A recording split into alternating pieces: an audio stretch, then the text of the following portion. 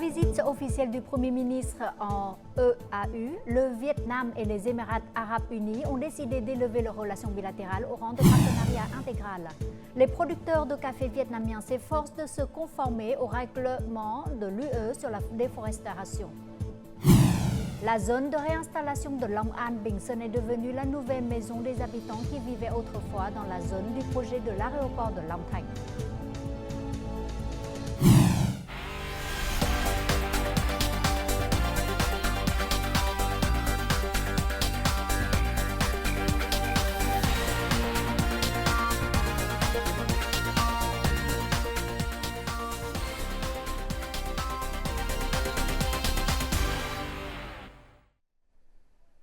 Mesdames et messieurs, bonjour. Bienvenue au journal francophone. Le secrétaire général du Parti communiste vietnamien Tô Lâm a accueilli ce lundi après-midi à Hanoï une délégation du Parti communiste français conduite par son secrétaire national Fabien Roussel. Cette rencontre s'inscrivait dans le cadre de la visite officielle de la délégation française au Vietnam et de sa participation au 4e séminaire théorique entre les deux partis communistes. Tô Lâm a souligné l'importance de la solidarité et de l'appui que le Parti communiste et le peuple français ont toujours manifesté envers le Vietnam. Il s'est réjoui de la récente évaluation des relations vietnamo-françaises au niveau de partenariat stratégique intégral. Fabien Roussel, de son côté, a réaffirmé l'engagement du Parti communiste français à renforcer la coopération avec son homologue vietnamien. Il a également exprimé son soutien à des projets communs dans des domaines variés, incluant l'économie, les infrastructures et la coopération internationale. Ce lundi 28 octobre à Abu Dhabi, le vice-président des Émirats arabes unis, Sheikh Mansour Ben Zayed Al Nahyan, a présidé la cérémonie d'accueil du Premier ministre Phạm Minh Chính en visite officielle au EAU. Après la cérémonie, le chef du gouvernement vietnamien a eu un entretien avec le président des Émirats arabes unis. Lors des discussions, les deux dirigeants ont convenu de faire évoluer leurs relations bilatérales vers un partenariat global.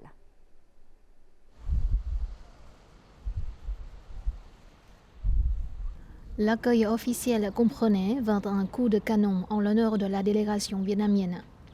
Le Premier ministre Phạm Minh Chính a remercié l'accueil chaleureux que le président, les dirigeants et le peuple des Émirats arabes unis ont réservé à la délégation vietnamienne. Il a également exprimé son admiration pour les réalisations accomplies par les Émirats arabes unis ces dernières années, faisant de ce pays le principal centre économique, financier et technologique de la région du Moyen-Orient.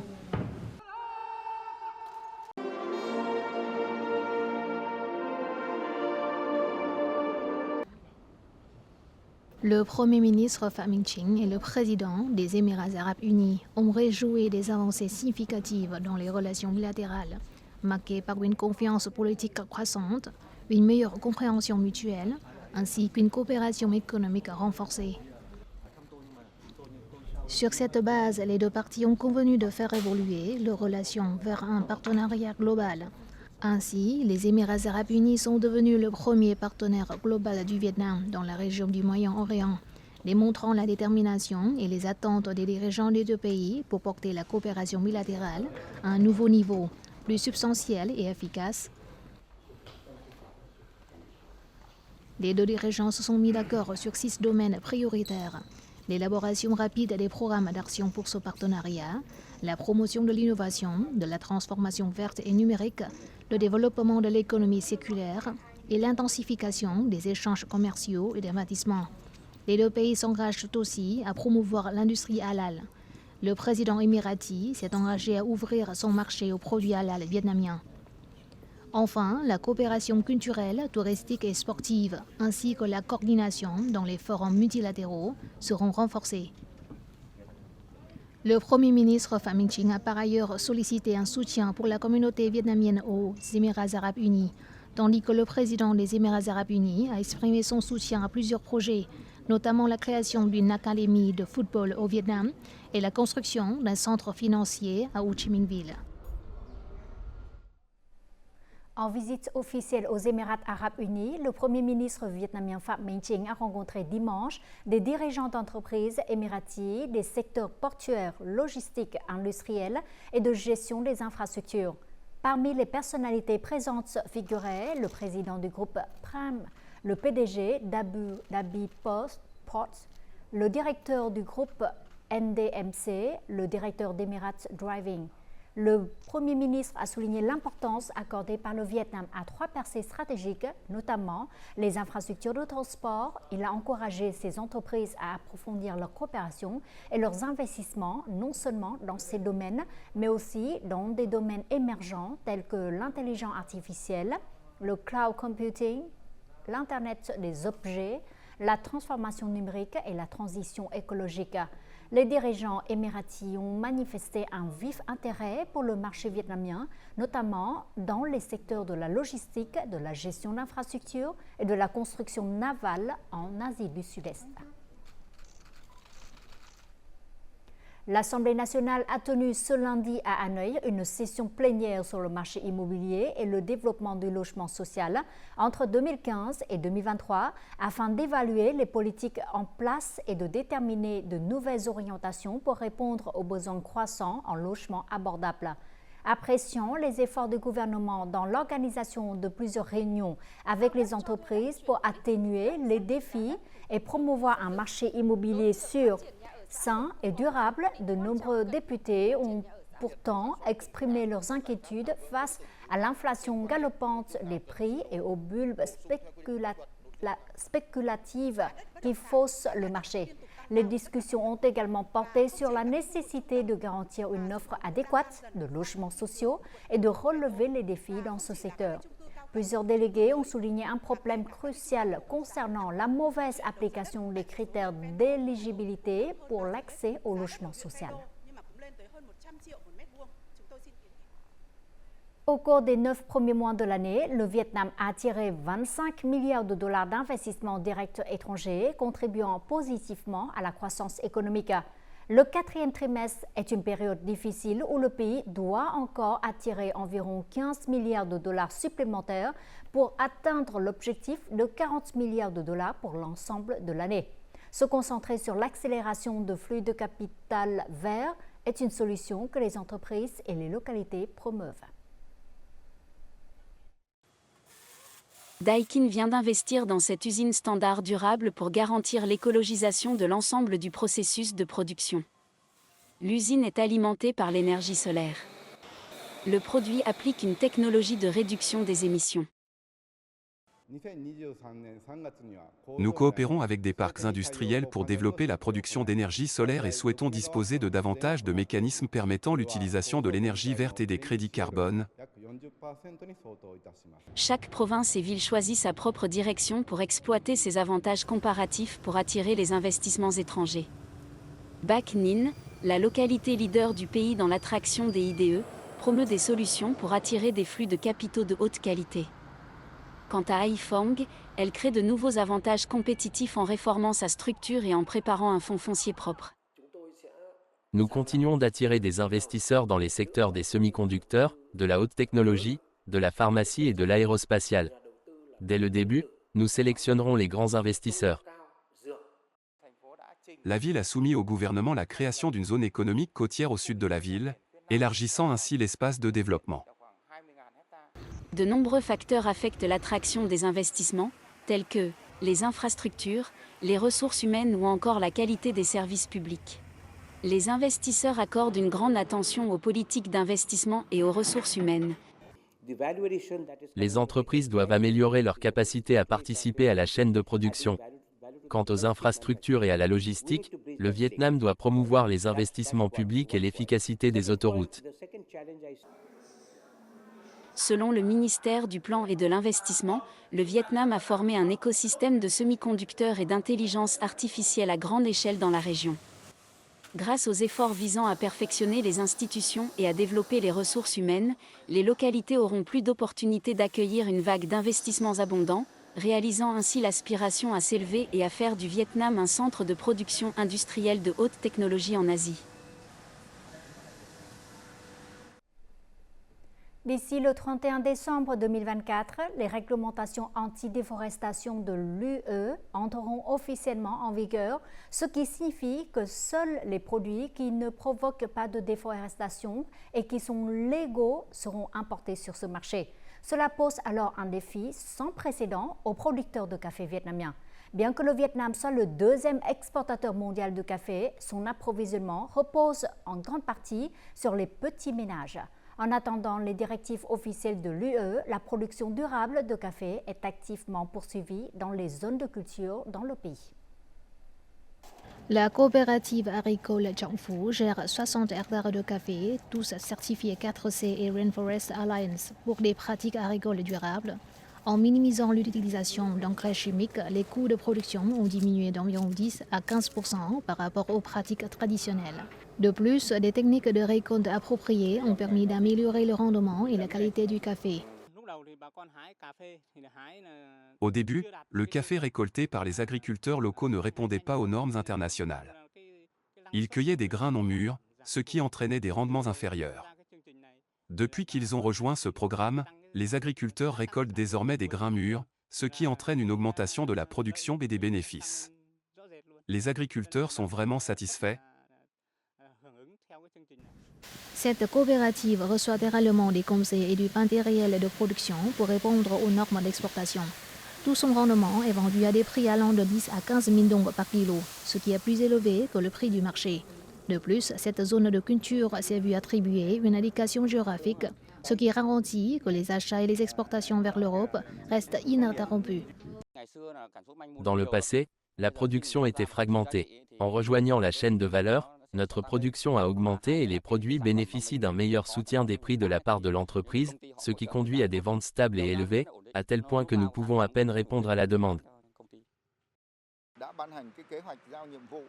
Nous avons assigné des tâches à agences concernées et à 7 districts clés pour mettre en œuvre des procédures visant à établir un système de cartographie qui documente la non-déforestation et la dégradation des forêts conformément à la réglementation de l'UE.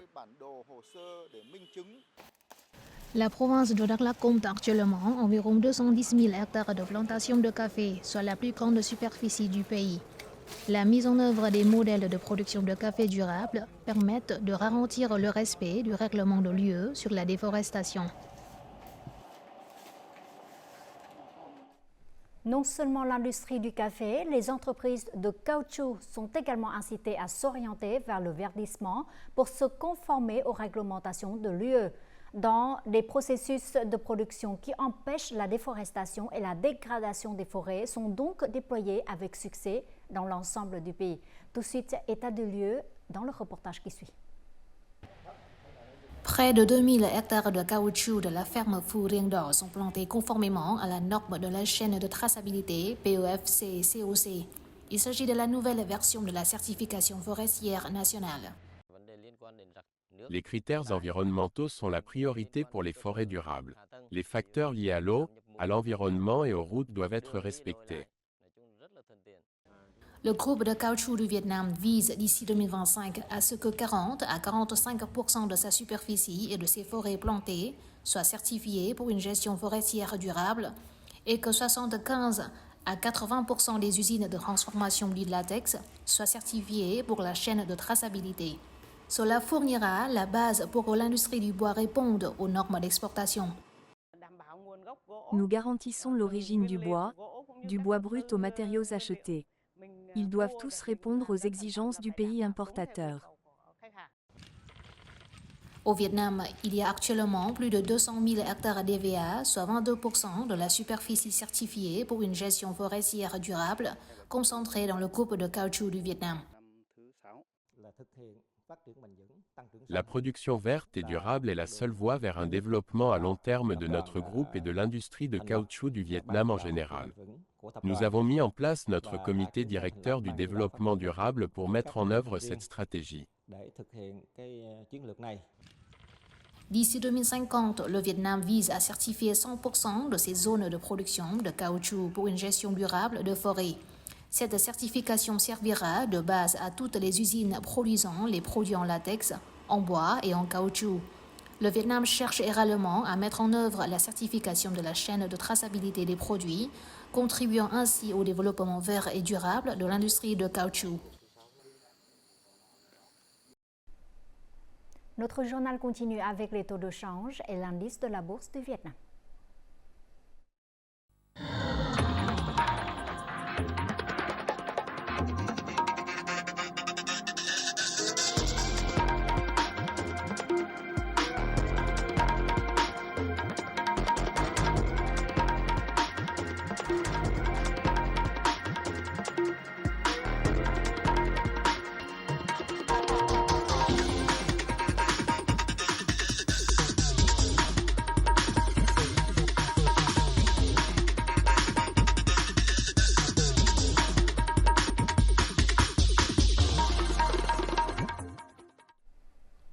Les restes du typhon Chami, combinés à un front froid, devraient continuer à apporter de fortes pluies au centre du Vietnam. Les niveaux des rivières restent élevés, la rivière Kiến Giang dans la province de Quang Binh atteignant des niveaux d'inondation d'urgence. Les prévisions de lundi après-midi indiquent que les niveaux d'inondation de cette rivière resteront au-dessus du niveau d'alerte 3, tandis que d'autres zones baissent lentement jusqu'à un niveau un peu plus de 2. Les inondations généralisées et profondes devraient persister dans les zones inférieures de la rivière Kiến Giang, mais atténueront progressivement. Pendant ce temps, les zones du sud de la province de Hà Tĩnh à la province de Thừa Thiên Huế devraient connaître de fortes pluies allant de 100 à 200 mm, certaines zones dépassant même les 350 mm. De plus, des orages avec certains endroits recevant plus de 70 mm de pluie sont attendus dans la région sud et la province de Bình Thuận pendant la journée et la nuit. À cause de l'impact du typhon Chami dans la province de Quang Binh, une montée rapide du niveau des rivières a submergé et isolé de nombreuses zones résidentielles. Au moins une personne est portée disparue. Les autorités et les habitants des zones basses sont restés en état d'alerte maximale pendant la nuit, prêts à mettre en œuvre les mesures d'intervention. Avant l'arrivée du typhon Chami, M. Long et sa famille ont déplacé leurs biens vers des terrains plus élevés. Bien que les eaux de crue se soient retirées, sa famille et d'autres habitants sont restés vigilants toute la nuit, surveillant de près la situation. Il reste encore beaucoup de biens dans la maison. Nous avons suspendu nos vêtements et nos affaires sur 4 poteaux pour éviter les inondations. Les autorités ont émis un avertissement d'inondation de niveau 3 car de fortes pluies prolongées ont provoqué une montée rapide du niveau des eaux des rivières. Les zones basses du district de Le Thuy sont submergées et isolées. Les autorités locales ont évacué plus de 200 résidents vers des endroits plus sûrs. Dimanche soir, les équipes d'intervention ont continué d'évacuer de nombreux foyers dans les zones les plus exposées aux inondations. Nous avons déployé des équipes d'intervention dans les communes et les bourgs pour aider les habitants à faire face à la montée des eaux. L'armée a mobilisé des soldats en service actif pour participer aux efforts de recherche et de sauvetage dans le district de El Thu. Entre-temps, le comité populaire provincial a ordonné aux officiers de mettre en œuvre des mesures d'intervention pour protéger la vie et les biens des habitants. De fortes pluies ont continué à tomber dans la province de Quang Binh lundi, ce qui présente des risques d'inondation dans les zones basses et de glissement de terrain dans les régions montagneuses. Les équipes d'intervention sont demandées à mettre en œuvre des plans d'intervention d'urgence en cas de conditions météorologiques défavorables. La zone de réinstallation de Loc An Bình Sơn dans le district de Long Thành, province de Đồng Nai, a une superficie de plus de 280 hectares. Cet endroit a aménagé près de 5000 terrains de réinstallation pour les habitants vivant dans la zone du projet de l'aéroport de Long Thành. De nombreuses nouvelles maisons spacieuses ont vu le jour. La vie des gens se stabilise progressivement. Avant, la famille de M. Cham vivait dans la commune de Suối Châu, district de Long Thành, située dans la zone du projet de l'aéroport de Long Thành. Il a donc renoncé à ses terres et a déménagé dans la zone de réinstallation de Loc An Bình Sơn. Il est très satisfait de la vie dans son nouveau logement. Ici, les routes, les écoles et les gares sont très propres. Tout le monde peut profiter de l'eau du robinet propre. Les gens sont très enthousiastes. Après avoir déménagé dans la zone de réinstallation de Lộc An Bình Sơn, Madame Thuy est très heureuse de savoir qu'il y a une école maternelle ici. Dans cette zone de réinstallation, l'école est proche de chez nous, donc nous pouvons facilement déposer et récupérer nos enfants. En plus d'investir dans les infrastructures techniques, Đồng Nai construira 11 projets d'infrastructures sociales, dont des écoles maternelles, primaires, secondaires, un marché, un centre culturel et un siège du comité populaire communal pour servir la population. Mais pendant la mise en œuvre du projet, en raison de l'épidémie, le progrès dans la construction des écoles ont été lents. D'autre part, la période de décaissement du projet est également expirée. Il faut donc attendre que l'Assemblée nationale procède à des ajustements. Nous préconisons d'avancer le budget provincial pour continuer à mettre en œuvre des projets en approuvant la dépense de 105 milliards de dong pour la construction d'écoles. À ce jour, 8 projets d'infrastructures sociales sur 11 ont été mis en œuvre dans la zone de réinstallation de Lộc An Bình Sơn. Une école primaire, un centre culturel et un marché sont en cours de réalisation. Actuellement, de nombreuses nouvelles maisons continuent d'être construites pour aider les gens à se sentir en sécurité et à stabiliser leur vie.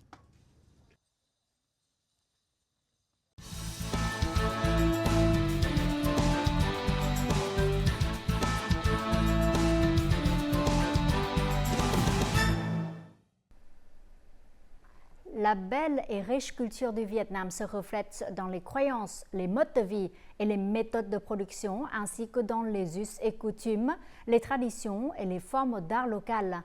La diversité culturelle unique du Vietnam est également le facteur qui fascine les étrangers.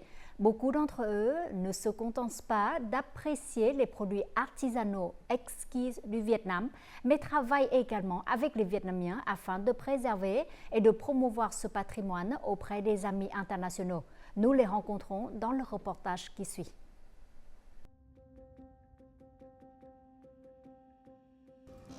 Cachée dans les rues sinueuses de l'ancienne ville de Hue An, se trouve une galerie vivante du patrimoine ethnique du Vietnam.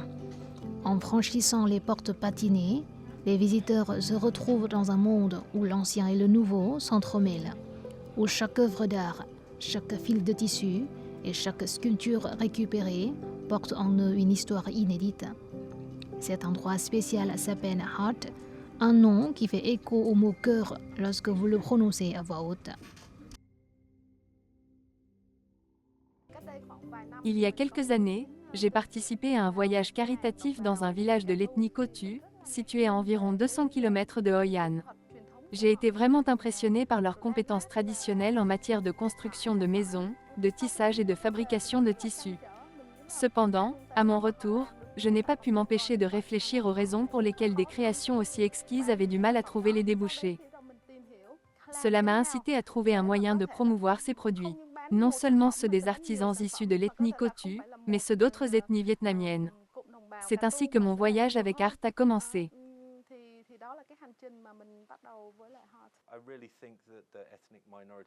Je crois que les minorités ethniques du Vietnam méritent d'être davantage honorées. Le Vietnam a une histoire riche et diversifiée, mais malheureusement la plupart des étrangers ne la connaissent pas. Cela nous encourage à faire ce que nous faisons.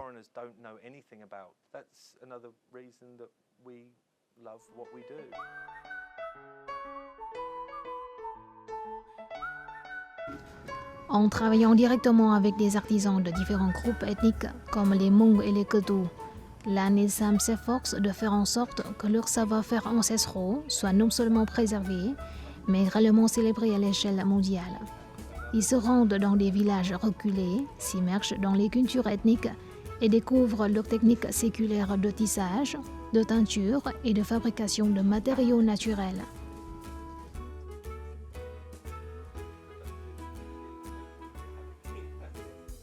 Je collabore actuellement avec 8 communautés ethniques minoritaires.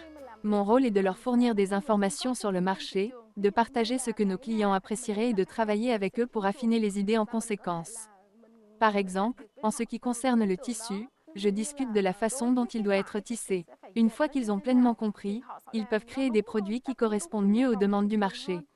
À mesure que la qualité de leur travail s'améliore, leur qualité de vie s'améliore également.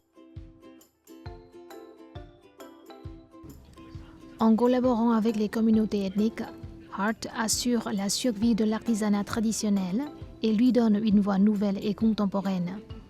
Chaque pièce est un symbole de ce partenariat, porteuse de la riche histoire culturelle des communautés ethniques du Vietnam et de la promesse d'un avenir plus durable et plus connecté.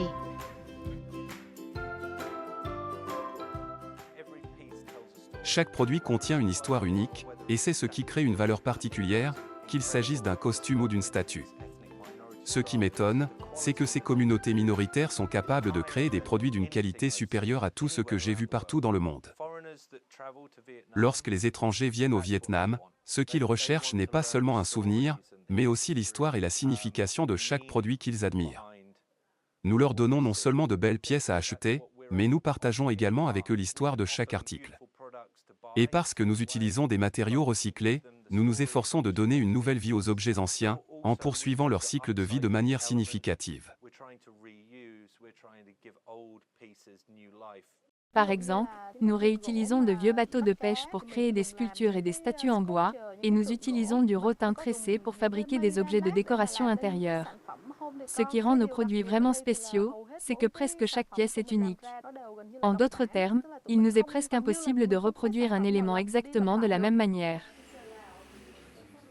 Les visiteurs sont captivés par le caractère unique de ce qu'ils trouvent chez Hart, notamment lorsqu'ils découvrent les histoires profondes qui se cachent derrière chaque article. Ils comprennent qu'il ne s'agit pas seulement d'objets décoratifs, ce sont des œuvres d'art qui portent l'héritage des groupes ethniques du Vietnam, créées à l'aide des techniques transmises de génération en génération.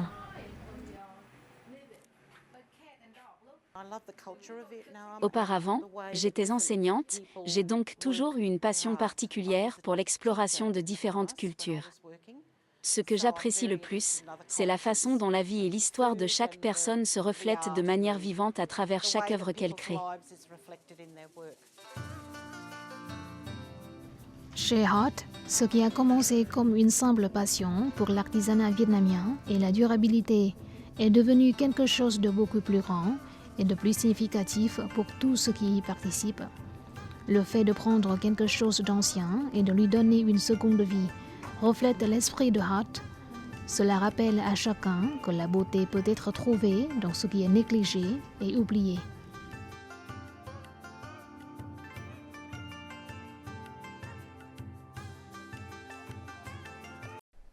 Découvrons en fin de journal les prévisions météo.